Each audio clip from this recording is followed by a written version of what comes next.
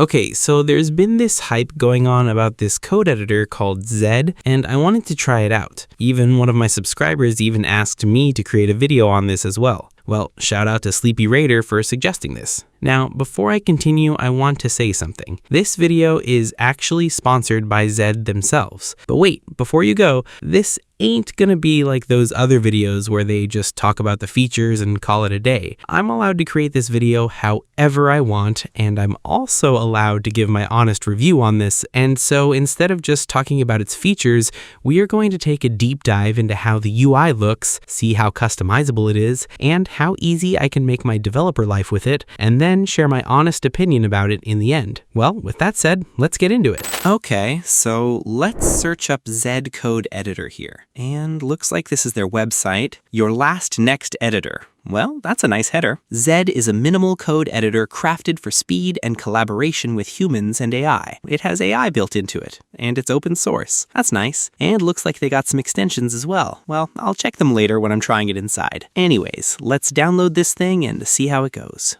Okay, so I got Zed installed, and okay, that's a nice welcome screen. Looks like they got themes here, and I can choose my key map for my other editors. That's a nice feature. And they got AI here as well. Well, I use GitHub Copilot, and it installed instantly. Well, they said this code editor is fast, and I can already see it. Next, they got Vim mode. Well, now I can get the Vim experience that people in my comments talk about. Great feature. Everything else is pretty usual, nothing too crazy. Well then, let's finish the setup. And now, okay, wait, let me find a file to add here. Okay, so I got my config file here as I edit this the most, but just look how clean the UI looks. Like, it's already how I wanted it. Literally, I had to create a video on making vscode look like this. Now, if I check here, then yeah, I can hide the file menu right from here. And what's this? Oh, this is the threads menu where I can have chat threads with AI models I'd talk with for specific projects. It can also work with multiple threads as well, which I've seen, so that's nice. And can I move this to the right? Oh yeah, I can. That's good. Literally my VS Code setup. Now then, what does clicking this do?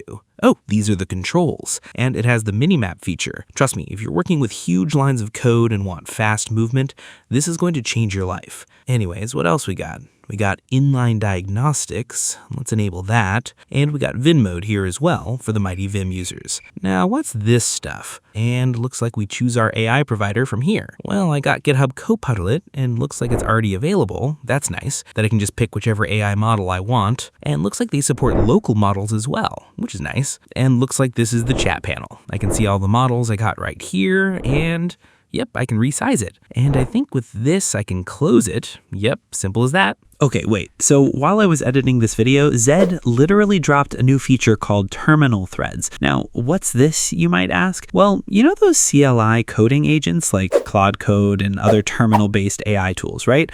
Well, now you can actually use them directly inside Zed and keep those conversations organized in separate threads, which is honestly pretty nice. And the best part, you don't have to leave Zed anymore just to access your coding agent workflow. Thanks, Zed team. Now, anyways, let's get back to the video. Now let's go over to the left, and here we got project search. Now this is a great feature.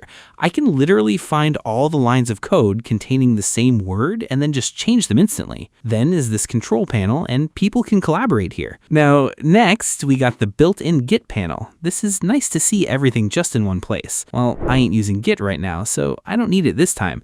And this should be the threads menu. And everything else is pretty much the same. Now, I have heard that it's super fast, so they literally showed this in the video, so I thought, why not try it?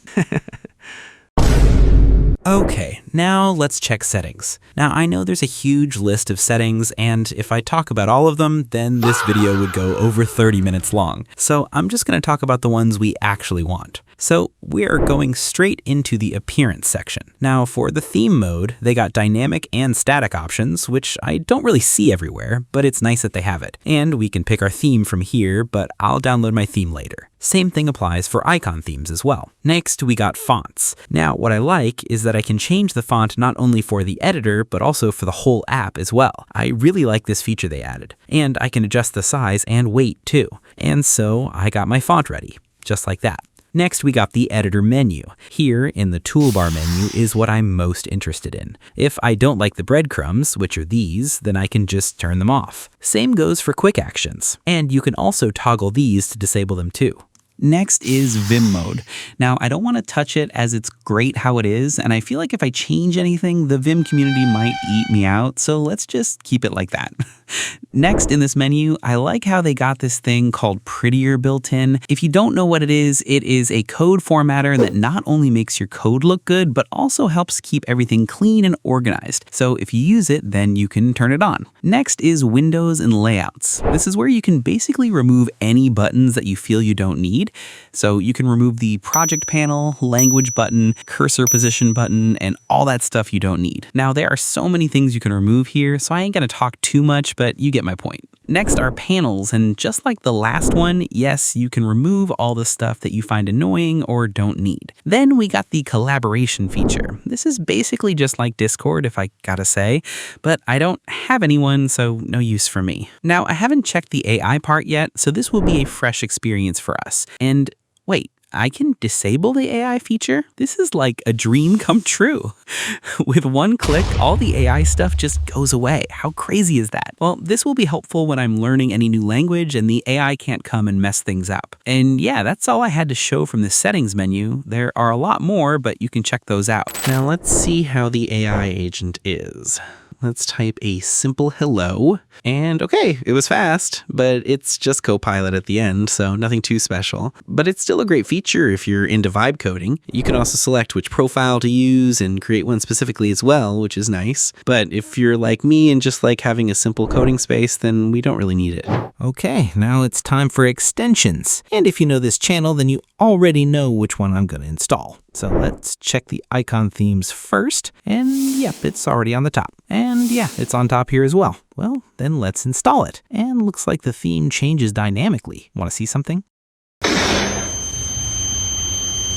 Anyways, let's big mocha from here, and same goes for the icon pack. Now it feels like home. Okay, so as I have checked everything out, let me talk about its pros and cons. Pros: the code editor is very minimal and does exactly what you need. You can use whatever AI you got, and it's great for people who just want to get their work done, and the team behind it is also insane, as they frequently share updates about the code editor as well. And you can disable AI if you don't want to use it, which I really like. And finally, you can customize it however you like. Now, the cons. It's more for advanced developers. Like, I like how everything is there, but for someone who's completely new to coding, some features might feel hard to use and they might never even use them. Now, they are great features, but as I said, not for everyone. Next is the lack of extension support. When I was about to download the Manim extension that I use to create visual graphics for my videos, I noticed that the extension ain't here, and the extensions for this editor are still pretty limited. But I think over time, the number will increase. And as Zed was created for real developers, most of the unnecessary stuff ain't here. So if you use fun extensions like I do, well, yeah, it ain't here. But other than that, this code editor is great for having a minimal coding environment. And you guys are smart. You guys can figure out yourselves if you need it or not. Now, will I be using it? Well, it lacks some stuff that I need, but it would actually be a great place for me to learn a new coding language, I would say. Also, one more thing.